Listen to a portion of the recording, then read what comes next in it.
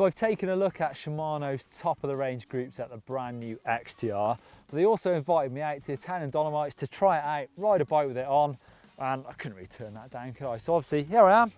I've got the brand new group set and it's time to give it a ride.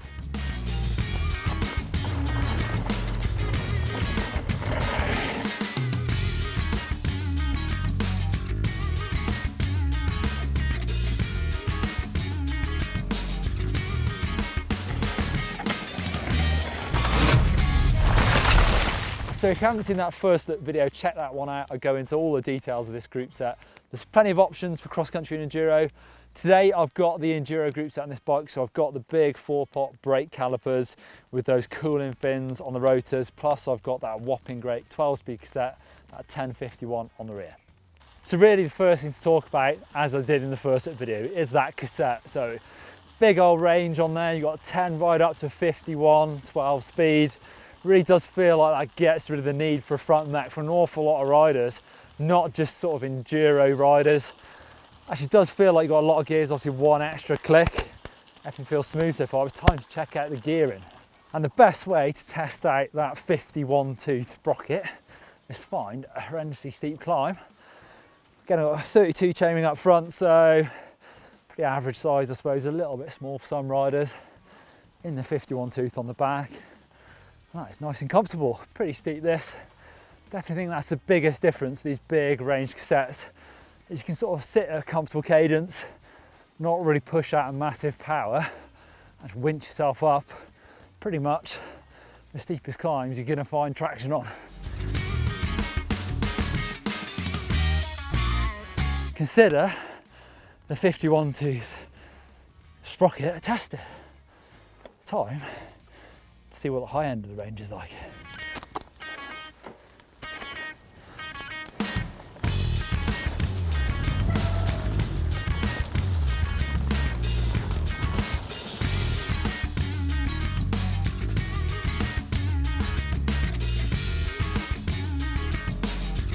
So not the most realistic test down a fire road, because you're probably not going to be going that quick very often, but I managed 52 kilometers an hour without spinning out. So it goes to show that you also have the range the other end.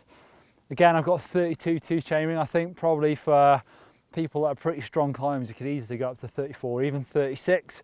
It's going to give you that higher gear at the very top for speed if you really want it. One of the big things for me when you're riding a premium quality group set is just how clean does it shift. So you've got that Hyperglide Plus now on the cassette, so ramps going both up into the easy gears and then back down the cassette into the harder gears. And actually really does smooth things out. So normally when you shift down, when you're going faster, it feels like sometimes you get a real big clunk on some group sets, but this does feel super smooth. And I've been pretty sort of haphazard with my shifting. It feels really smooth both ways.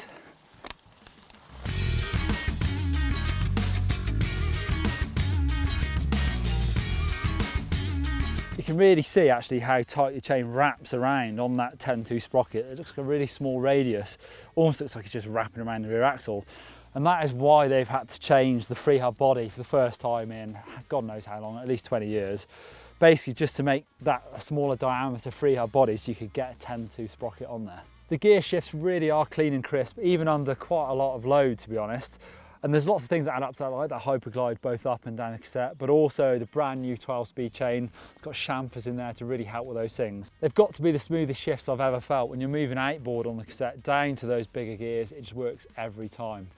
Also, you know, not a lot of noise coming off this bike. The shifting is also super quiet, but you really do notice that about the bike. You've also got this brand new rear hub with this silence technology, so they've got rid of the pawls.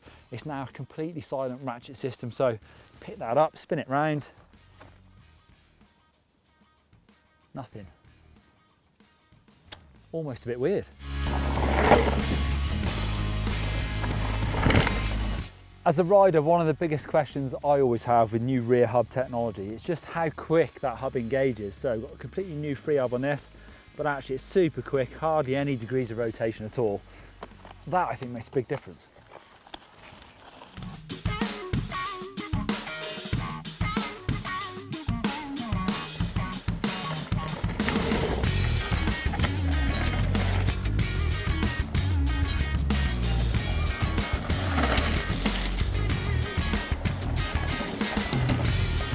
really noticeable how quiet the bike is. All I'm really listening to is my sort of tyres going for grip, suspension working a little bit, and the brakes just kind of squealing. There's a bit of dirt today, but you can really notice there isn't any noise from that freehub, so it's a completely different feeling.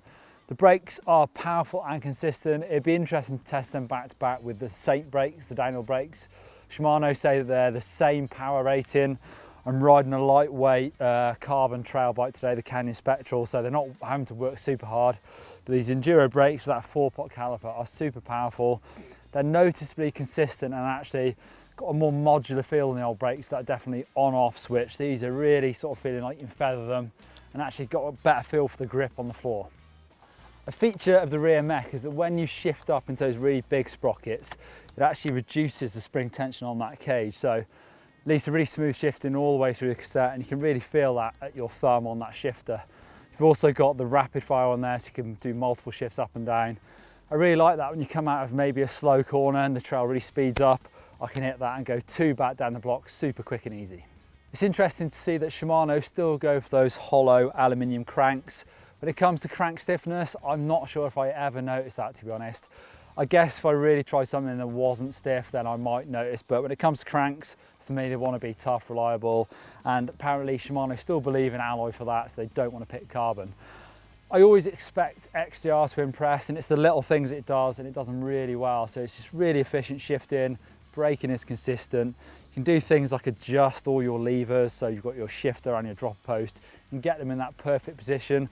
All those little touches have been looked at, and it just works. If you want to see the first look video where I go into more depth into the components that make up this brand new XTR group set, click over there for that one.